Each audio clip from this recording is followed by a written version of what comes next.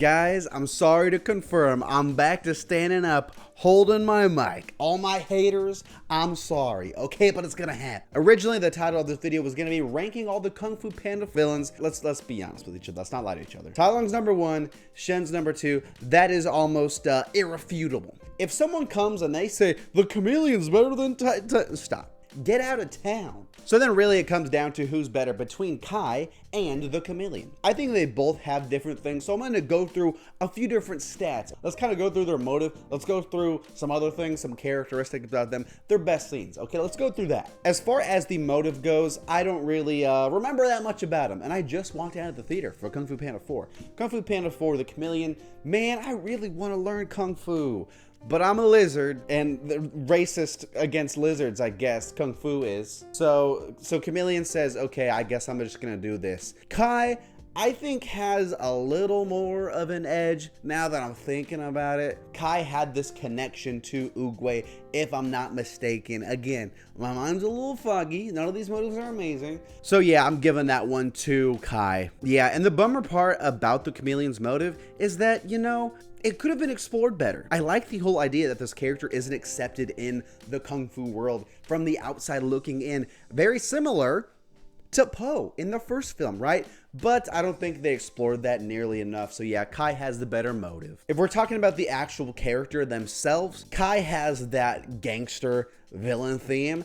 I'm gonna be honest. Again, I like the vibe, the aesthetic of Kai, but the Chameleon shapeshifting, dude, that's just next level, dude. That teal color scheme, I like it a lot. The green's cool, but the teal eyes with the big ass elephant and stuff like that, bringing back Tai Lung, bringing back all these other characters, that is super cool. I'm gonna give that to the Chameleon. The performances, how do you compare to legends, right? Viola Davis, J.K. Simmons, Oscar, how do you compare? They're both some of the best actors working right now, male or female, I don't care. But at the end of the day, I think Kai has more screen time, if I'm not mistaken, and at least it's more versatile, you know, because the Chameleon never really leaves the one room she's in the entire film. So while I can't compare J.K. Simmons and Viola Davis as actors, they're too legendary, I do think that the Kai scenes, the Kai writing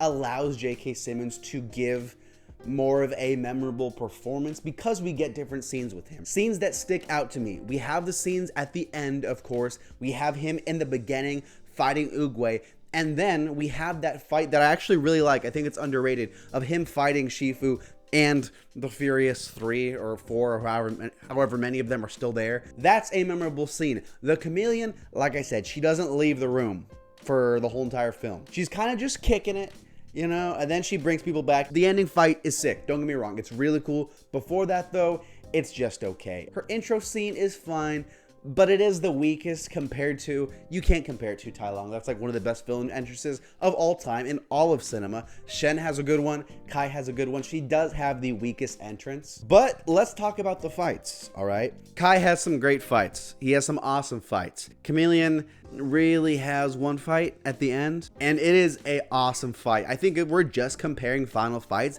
I would say Chameleon's fight is better than Kai's.